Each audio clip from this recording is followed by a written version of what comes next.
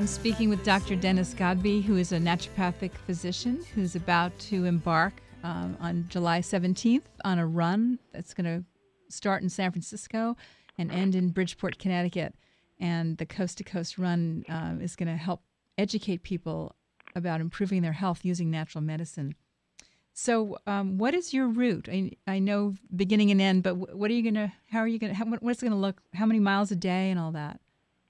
Well, we start San Francisco July 17th, and then we head through Marin County, up through Sausalito and Larkspur, and then to San Rafael, stay there the first night, and then over to Berkeley, because we wanted to include the East Bay. It's not really going to, obviously, a direct route, over to the East Bay through Berkeley and Oakland, and then over to Lafayette, and then to Fairfield, and then kind of along 80. But basically, we're going to be going about 30 miles a day average, some days less, and the first day probably less. I'd be less because we're just starting off. And other days we'll be maybe going 35, and then every time we get to a city, we will take a day off. Like the actual route is San Francisco to Sacramento. That's the first day off, and then to Salt Lake City, Reno, Salt Lake, Denver, Kansas, Lawrence, Kansas, Kansas City, Indianapolis, Columbus, Ohio, Pittsburgh, and then through Maryland to D.C., and then up to Baltimore and Philadelphia and Wilmington, Delaware, and New York City, and then Bridgeport. Yeah. And I just have to ask you a question here, because you're saying 30 miles a day. Now, a marathon is 26, right? Yeah, marathon is 26, and so the big difference is that we don't tout ourselves as being great runners. We consider ourselves to be I've been running a long time, but that doesn't make me a great runner. And I'm not going to be breaking any records, but 30 miles a day. Basically, if you think about it, if a person works 8 to 5, a 8-hour day or something like that, that's about how long we're running. Right, but they're sitting. They're sitting. Most people are sitting all those hours. I mean, right. That seems yeah, totally. But what I mean to say is that we're not like if you were to run a marathon.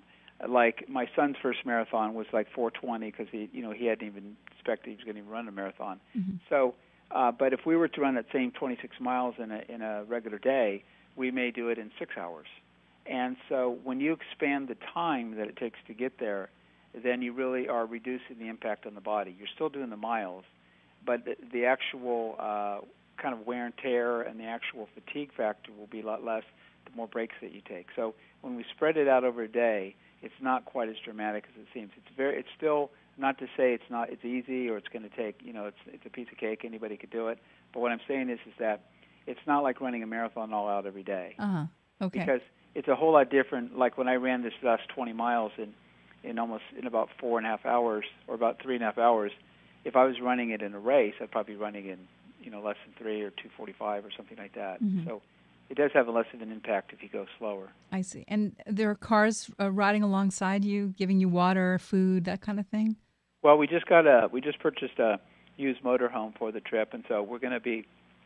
There's a running team of 6. We say everybody that's on the team, whether you're running or not, is you're on the team. So my 2 sons, my nephew, myself, and then the other 2 members of the running team is a recovery specialist, kind of a massage. He doesn't really call himself a massage but specialist, but more recovery to help people recover from these kind of events. He's from Australia. He's been doing these kind of things for about 15, 17 years.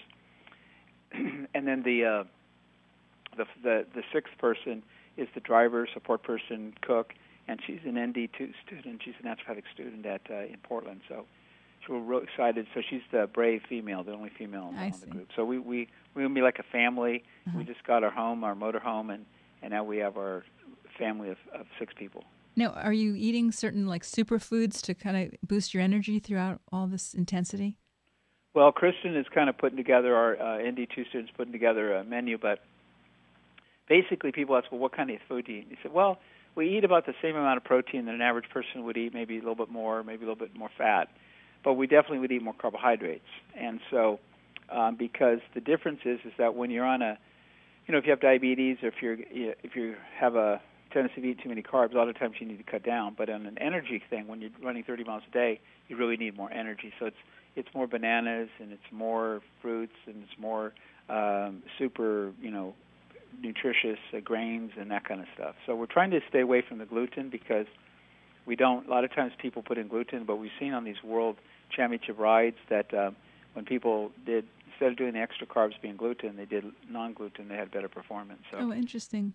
Yeah. That's interesting. Now, in 1984-5, you say you ran from San Francisco to Washington, D.C. to promote peace in Central America. Yeah. So this was like over 3,000 miles. It took place over 16 weeks in the middle of winter and became known as the Run of Conscience. So what impact did that run have on the work of promoting peace in Central America? Well, I was happy about the results of the run during the run, and I felt like it got a lot of news coverage. And, when you're talking about changing a policy in Central America with the U.S. government, that's a huge undertaking. I mean, that's not a small undertaking. And so I felt like that it had some impact, but I think it was probably small. But I think it all helped because we were working to prevent a U.S. invasion because we were concerned about after the second after re-election of President Reagan that there could be a potential invasion of Central America. So we decided we really needed to do something now. So we felt like we had impact. We talked to a lot of people. There was a lot of press, a lot of TV, newspapers, radio about it. And but it was very interesting because just about a month ago, I was just Googling the Central American Emergency Run, and something came up. There was a book actually written about 2009 or 2010, something with Walmart in the name, and I don't really remember. But there was about 3 pages about the run, about my run in 84, 85, in a book written in like 2009. Uh-huh. And it was talking about the politics and what I was trying to prove. This Californian from, came through, and he was talking about Central America, and he was involved with the churches and on and on and on. And so it's like, wow, a quarter century later, somebody's still talking about this, because I thought this was long and dead and buried. But so you never really know. I mean, how long will this run be talked about? Will it make an impact? I'm going to do everything I can to make it have an impact, but I can't really control those results. You know what I mean? That's kind of up to how many people get involved. Right. Well, speaking of people getting involved, so how can people who are interested in this, how could they get involved with the project? Well, the best way would be to go to the website called therun.org, just therun.org, and to go there and look if you were so inclined to donate a penny a mile for the 4 runners. 250 miles would be about 130, or you could do one runner, or whatever you like to donate. You could also volunteer. We have a lot of lists of people to call.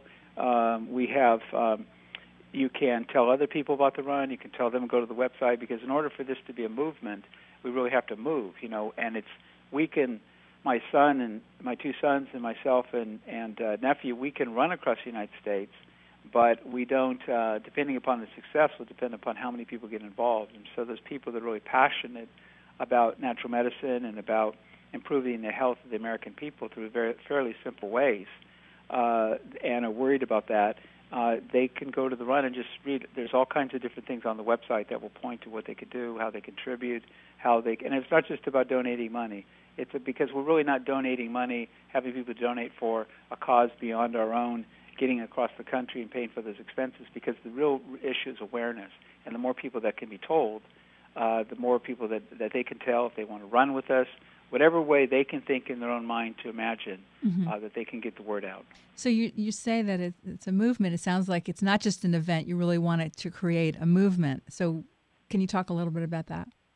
Well, I have begun to think more and more people have been asking me about, is this going to continue after November 16th? And now the longer I work on it, I've poured 18 months of my heart, blood, soul, everything into this, in addition to seeing patients 5 days a week, that I can't imagine just getting to Bridgeport and just saying, okay, well, see you later, everybody. Right. Catch you all later. I want to, think about this as the first phase. We're not talking much about that, but what I would like to do is to really plant a seed in the heart of the American people that we really can change. And a lot of the things we're talking about are fairly simple procedures. I mean, we're talking, medical procedures, $50,000 for this surgery and that surgery, and $100,000. We have rates for the cures, and we have all kinds of different things. But people are looking for something outside of themselves, and the answer lies within us. And that's what we need to do. Alan Gaby, an MD, said, I asked him, he's been a nutritionist for 40 years, one of the pioneers in nutritional medicine, and I asked him, I said, Alan, what is your message? And he said, tell the American people that they need to take personal responsibility for their health. The doctors can only do so much. They can provide this, they can provide that, naturopathic doctors can provide all kinds of great information, but it's up to the patient to actually do it, to follow through, and to realize that their health is in their hands, because the deficits are going to continue to mount.